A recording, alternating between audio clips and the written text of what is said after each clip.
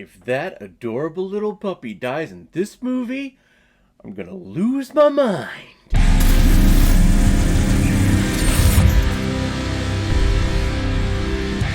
Prey, released in 2022 on Hulu exclusively and is directed by Dan Trachtenberg, who is also behind such projects like Black Mirror, The Boys, The Lost Symbol, and the film 10 Cloverfield Lane. And this film is starring Amber Midthunder, Dakota Beavers, Michelle Thrush, Stormy Kipp, Julian Black Antelope, and Dan DeLigro. The film takes place on the Great Plains in the 1700s with a small Comanche tribe and a young woman named Naro who is looking to prove herself to her tribe that she is one of the strongest tribe members, and that she is more of a leader and a huntsman rather than fitting into the typical gender norms that their tribe assigns. And one day their tribe goes out looking for a mountain lion, but as Noro tracks the beast, she also realizes that there is also something else in the woods that is most likely hunting them. And for those of you that don't know this already, that something that is in the woods is actually the predator monster. That's right, the same predator monster from all those other Predator movies, and Arnold Schwarzenegger is trying to take down, and he's like, you know, if it bleeds, we can kill it, and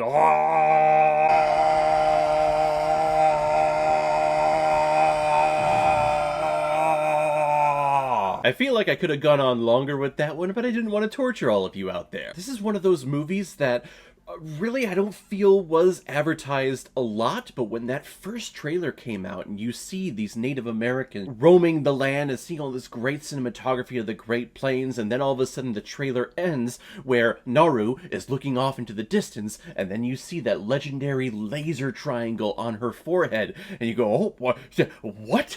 Predator versus Native Americans? I'm kind of all about this. And I'm still all about this because, in my opinion, this is the best Predator movie that I have seen. But please know that I haven't seen Predator 2, Predators, or The Predator. I've only seen parts of the original Predator, and I've seen the Alien vs. Predator movies that apparently don't fit into the Predator canon proper, that this movie I don't know. I feel like I have seen the original film, like, in its entirety, but I've never seen it all the way through. Like, I've caught this part on this date, this part here, so I know what happens, and I'm pretty sure, like, with everything, I think I've seen the entire movie, but I haven't sat down to go like, okay, from start to finish, I'm watching this. Haven't done it. So when I say that this is the best Predator film, I have zero credibility. But I'm still totally okay with saying it because this film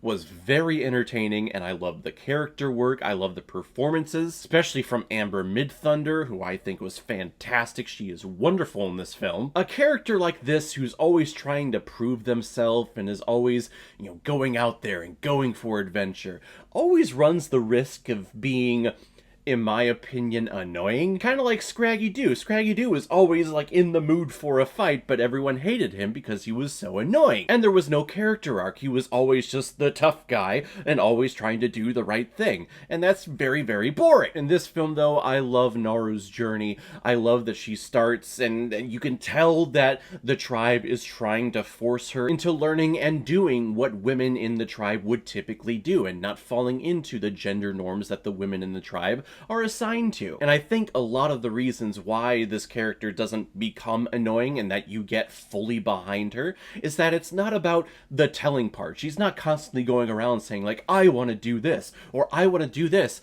She actually goes out and does what she wants to do. Whatever her heart's desire, whatever her passion is, she actually goes and does that. And it's only amplified by incredible cinematography in this film. There is a beautiful moment where Naru is about to walk along with the tribe. It's dusk and everyone is waking up, getting ready to perform their duties that they're supposed to be doing, and she's going along with everyone until suddenly she stops, she turns around, and she walks the opposite way. So everyone is walking this way, but here's Naru walking this way, walking against the grain, doing against what everyone thinks that she should be doing.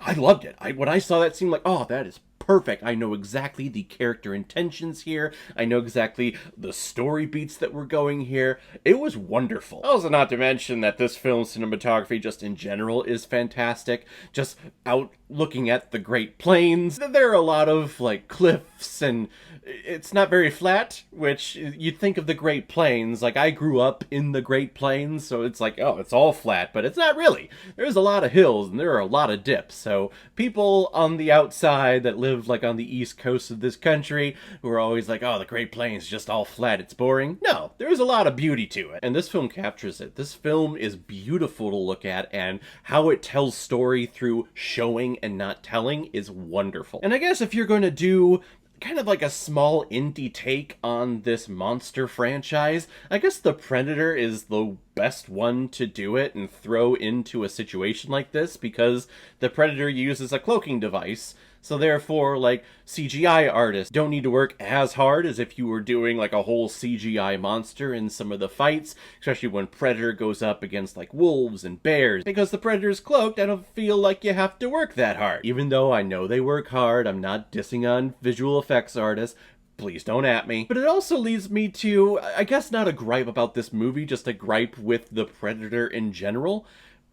The Predator's kind of a punk bitch. The Predator, from my understanding, is this race of this alien species that gets their kicks out of hunting things, and they go from planet to planet looking for, like, the best beast or best species to hunt or to go up and prey upon. So when he's here, he goes up and he's taking a look like all from below, and we see rats and we see rattlesnakes and wolves and then bears and then human. Human is the best game to be hunting here on this planet, supposedly. But I don't understand, like, you get entertainment and kicks from it? Or are you passing through, like, some test with your own species, your own alien species that you're supposed to be doing? If that's the case, I'm sorry, you're a punk bitch, because you have all this advanced technology, you have all this weaponry, you have a freaking cloaking device, and you hunting and fighting all of these species from this foreign planet Earth? Again, you're a punk bitch! It would be more impressive, Mr. Predator, sir, if you only had a knife with you, and you didn't have all the bombs and spears and the laser sight that would go around, and the frickin' cloaking device. You leave all that at home, and you just go to this planet with a frickin' knife and you take on species, and then you win. Then you have the right to be called a predator. But here, again, you're cheating. You're frickin' cheating. It's okay, Naro kicks your frickin' ass in this movie. The only aspect of the design of this movie, or just a department of this movie, that kept taking me out of this film was the hair. I'm not sure if these actors were wearing wigs in this film, but everyone's hair seems to be pretty well conditioned. For people that just live out on the land, they don't have shampoo and conditioner. Hell, Naru, it goes through a lot of shit. She falls into a river. She falls into a pile of mud. And she gets out. And her hair, when she gets out initially, her hair is all greasy, it's all tangled, and then in the next scene, it's perfectly fine. She's cleaning her bow and arrow, she's cleaning her axe, and her hair is beautifully flowing. When she's in the river and she gets out, that hair is not wet at all. It's not dripping wet at all. I looked. I stopped and I looked because it was really bothering me. It was obvious that the hair was just done. You know, there was someone working on it behind the scenes constantly. Other than those small aspects, I really enjoyed this film. I love the character work. I love that frickin' dog. Sari, who's just an adorable little puppy. I want to take her home. She's so great. And I have to say that I sought out on Hulu the COMANCHE version, the COMANCHE dubbed version of this film, because it's a story about COMANCHE people, and I wanted to have it be as true to the people as possible, and it's a beautiful language. I love listening to that. So if you haven't watched this film yet, I implore you to seek out the COMANCHE dubbed version of this film. I think it brings a lot of nuance, and it makes this film feel more realistic, even though it's a CGI predator monster who, again, is a punk bitch. I'm gonna give Prey 4 out of 5 Blu-rays. I like it a lot. So guys, if you've seen Prey, what did you think about it? For those of you that have seen all the Predator films, what is your ranking of all of them? Whatever you thought, comment below, let me know what you thought about it. And as always, if you like what you see here, if you like my take on movies, then hit the subscribe button, and make sure you hit that bell so you know the next time I'm releasing my next movie review. So guys, I will see you next time on the channel, but in the meantime, be well, be good to each other, and go watch a movie. Take care, guys.